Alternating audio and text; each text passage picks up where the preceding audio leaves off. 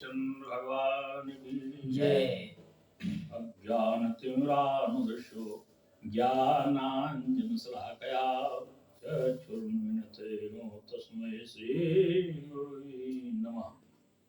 बहुत ही सुंदर धनीजा बाबा शिव संघ द्वारा संचालित सत्संग राम कथा सत्संग मैया पार्वती भगवान शंकर से बड़े ही विनम्र और आदर भाव से राम का चरित्र सुन रही हैं और भगवान शंकर बड़े ही प्रेम प्रफुल्लित होकर के मैया को राम कथा सुना रहे हैं। केवल मैया हैं और भगवान शंकर हैं, कोई और दूसरा नहीं है। बहुत ही आनंदित हैं मैया राम के चरित्र को सुनकर के।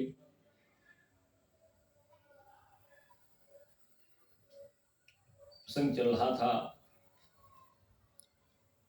भगवान राम की पहचान करने के लिए हमारे परशुराम जी का लक्ष्मण से संवाद हुआ और अंत में परशुराम जी ने समझा, जब राम ने अपने नैन तरेरे और कहा कि मैं काल से भी लड़ने में पीछे नहीं रहता हूँ, आपको ब्राह्मण समझ करके आपके वेशभूषा का मैं सम्मान करता हूँ। परशुराम जी को लगा कि ये ब्रह्म का अवतार है। पहचान करने के लिए उन्होंने चाप दिया और जैसे ही चाप दिया वैसे चाप चढ़ गया। जैसे ही चढ़ गया परशुराम जी विस्मय हो गए, समझ गए ये राम का अवतार हुआ है। राम की जय जय करते हुए वन में चले जाते हैं मंदाकिनी पर्वत पर तपस्या करने के लिए। इधर जनक जी ने विश्वामित्र से कहा, वंदना की, शरण बंदन किया, आगे के लिए दिशा निर्देश करें, विवाह की रूपरेखा बताएं। कौशिक ने कहा विवाह तो हो चुका, विवाह तो निमित्त मात्र धनुष यज्ञ था, धनुष टूटा वैसे विवाह हो गया। अब वैदिक रीति से आप अपने गुरुजनों से, अपने लोगों से बात करके वैदिक रीति से विवाह की तैयारी करें और दशरथ जी के यहाँ संदेशा भेजें और उनको वहां बुलवाएं। बस दशरथ जी जनक जी बड़े प्रसन्न हुए, तुरंत दूतों को पत्री लिख करके भेज दिया अयोध्या। इधर आज सभी लोग बड़े ही प्रसन्न हुए और जो दुष्ट प्रगत के राजा थे उन्होंने देखा कि ये तो सब मंगल मंगल है, ये तो बड़े ही योद्धा निकले जिनको मैं छोटा बालक समझ रहा था। सब धीमे से खिसक लिए और पुष्पों की वर्षा हुई, मंगलाचरण प्रारंभ हुए। इधर विवाह की तैयारियां होने लगी। उधर जनकपुर में दूत जाते हैं, पत्रिका देते हैं। उस पत्रिका को, जिसको हम लोग यहाँ पे पीली चिट्ठी और लग्न पत्रिका, दूसरी लग्न पत्रिका भेजते हैं, और ठीक वही हुआ। जैसे ही दूत पहुंचते हैं बड़ी प्रसन्नता होती है कि विवाह के लिए बारात मंगाई गई है। निछावरें देने लगे, भांत भांत निछावरें दी हैं, लेकिन निछावरें दूतों ने लेने से मना कर दिया। केवल वेद रीति के कारण, कुल रीति के कारण और मर्यादाओं के कारण कहा कि हम कन्या की तरफ से आए हुए हैं और कन्या जिस घर में ब्याही जाती है उसका हम लोग पानी भी नहीं पीते हैं, निछावर कैसे ले लेंगे। इस तरीके से उन्होंने निछावर को नहीं लिया। इधर वशिष्ठ जी को बताया गया, वशिष्ठ जी ने कहा बड़े ही पूर्ण आत्मा हो, सभा समेत राव अनुरागे, दूतन देन निछावर लागे। दूतों को निछावर देने लगे। कही अनीत ते मुंह दही काना, धर्म विचार सब ही सुख माना। कान बंद कर के हाथ जोड़े, ये हमको निछावर नहीं चाहिए। जिस घर में लड़की जाती है वहां का हम लोग पानी भी नहीं पीते, घर तो छोड़ दो, आसपास उस क्षेत्र का पानी नहीं पीते हैं, दोष पड़ता है। हम कन्या दान कर रहे हैं। इस रीत को समझा करके उन दूतों ने निछावर लेने से मना कर दिया।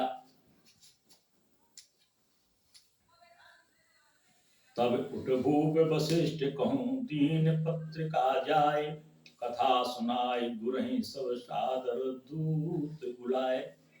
पशु जी के पास राजा जाते हैं और पत्रिका देते हैं, सारा वृतांत बताते हैं।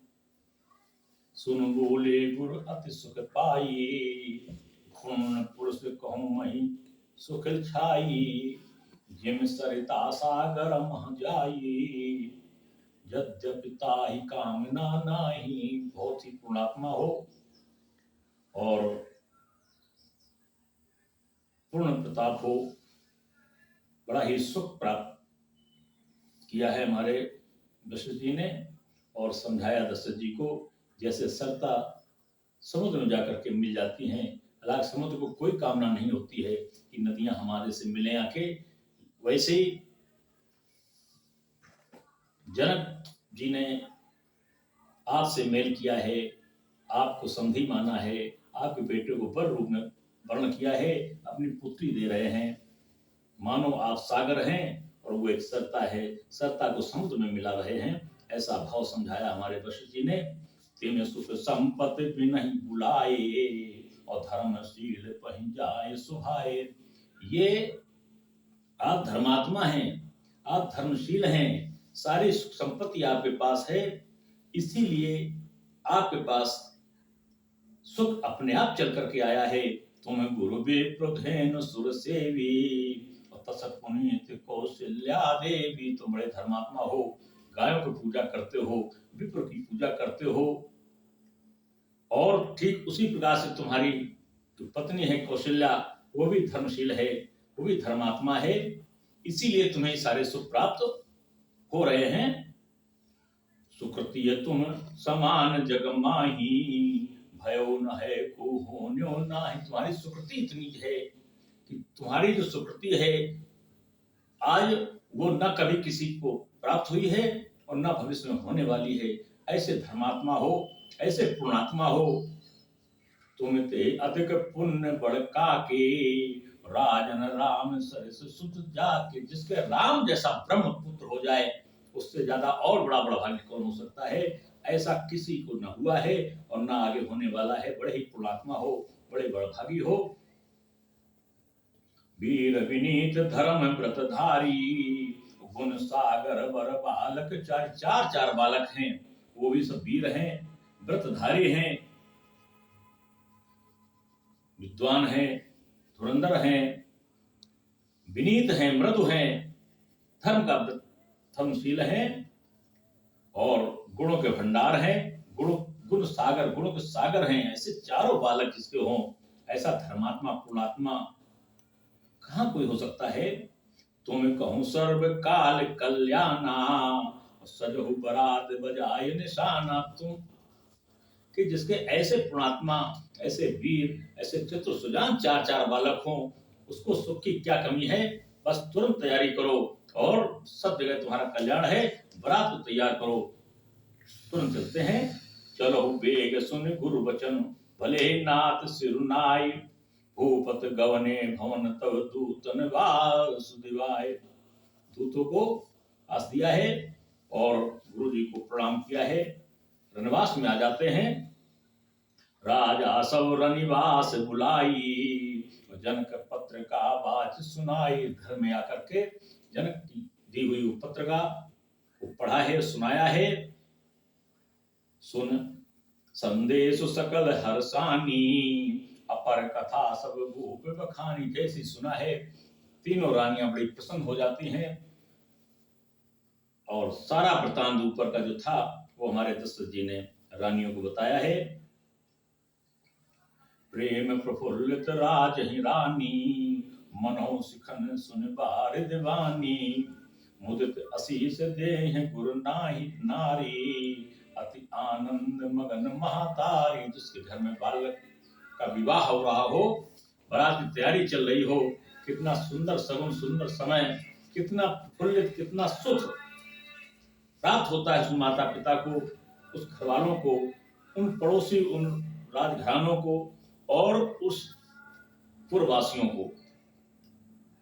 ले ही परस्पर अति प्रिय पाती, हृदय लगाए जुड़ावो छति। सब एक दूसरे से लेती हैं और अपने हृदय में लगाती हैं।